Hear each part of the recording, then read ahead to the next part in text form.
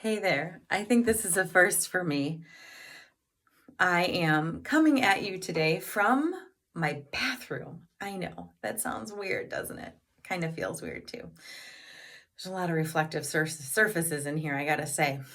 So, this week's topic is organizing our medicine cabinets because even though this weekend was beautiful and sunny and high near 70 and we had 80s last week, today it's a little colder, and that is the promise of things to come. And so, this time of year is a great time of year to get our medicine cabinets organized and stocked with anything you might need in case we catch a cold or the flu or something worse. You never know.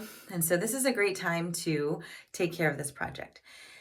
The other thing that we can do is take advantage of National Take Back Day, which is Saturday, October 26th. So check out the DEA website and find out if there are some prescription medication drop-offs in your community. So that is what we're doing today. That's what I'm doing today. I'm going to see how long this is going to take. I think it's going to be a short one though. So I am organizing my medicine cabinet. I actually am pretty organized already, but the thing that we want to do is, first of all, start with a clear surface. So this is the typical state of my bathroom counter. If I'm ready to go, all of my stuff is put back away. That's the signal to myself that I am ready to go. So everything's usually cleared off. But all we do is we start just taking out, cabinet by cabinet, checking expiration dates and things like that, right? So I will check on things and make sure that they're all within code, because there's nothing worse than having, alcohol that's supposed to be, treating a wound, but it is expired. Okay, that's not going to help anybody. So we're just checking one by one expiration dates. This is the oldest Band-Aid kit ever, but the Band-Aids are new. And we just check it one by one, like I said. Very often there are things that need to go, and that's okay. For example, this Benadryl itch stick is expired. So I'm going to throw it away, but first I'm going to make a note of that, and I'm going to make sure that I put that on my grocery list to replace it, because that's something that if we need it right now. And we just keep going, okay?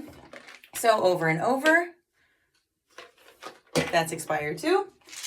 These are not expired. And we just go piece by piece, okay? Other things that we can do in this project. So I pulled out this little glass jar that I have. It's actually a great size. It's a 4-ounce mason jar. And I have a number of these because I made jam last year and I still have some left over. But these are awesome for corralling small items and standing them up, because otherwise this kind of stuff would be laying flat on a shelf and would be taking up some prime real estate, and we don't want that. And the other great thing about these is you can also wash them. So when I am done going through all my items, I'm actually going to take these items out of the jars and I'm going to wash all of my jars. So it keeps things from spilling. It keeps things from getting sticky and disgusting. We don't want any of that. I have one in here that holds my toothbrush, and so I definitely want to keep that washed every once in a while. So I'll run all of those through the dishwasher today before I put all of this back together. So like I said, I'm just going to keep going through things and making sure that the expiration dates are met or not. Everything else in here looks pretty good. This is another example of the jars to corral things that would otherwise be flat. So there's like nail clippers and things like that. And I will, again, wash those in the dishwasher just to keep it all clean. All my surfaces are pretty clean. I keep those pretty well. But if you wanted to take all of this stuff out and wipe down those shelves while you're at it, that could be a great part of this project as well. This is more of my cabinet, my items. So, and I know that most of these are within code because I use them every day. The only thing that might be a little sketchy, is nasal spray. It's just saline. And since I had my surgery on my nose, I've been using this a lot because I always feel a little stuffy because there's still swelling in there. So it is time to get a new one of these too. Now, that brings me to another habit that I have, and it is part of my, going through my medicine cabinet habit this time of year. So what we also have right outside the door is a linen closet. And I don't actually keep linens in my linen closet. I keep bath towels in my linen closet, and I keep cleaning supplies in my linen closet. But my bed linens are actually kept in a chest in my bedroom, because why would I need them in the hallway?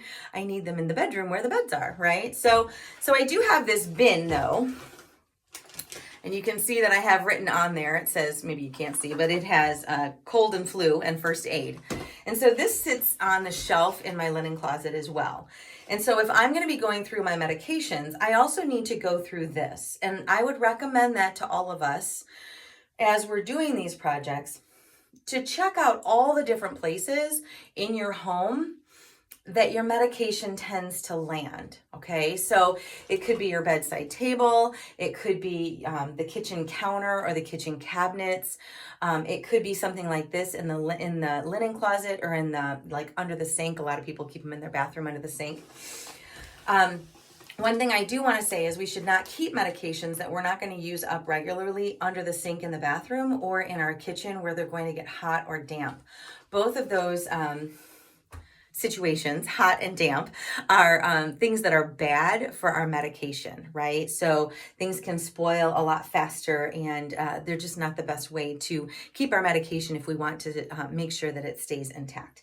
So I'm actually, in addition to going through my cabinet, I'm going to go through this bin as well and check, again, expiration dates and rotate stock if I need to.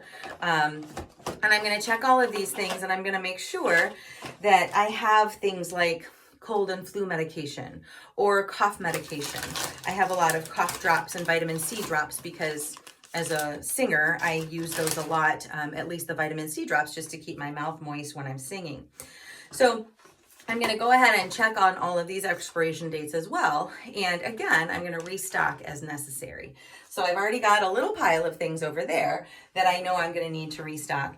And I know that there's going to be a few more in here as I go along as well.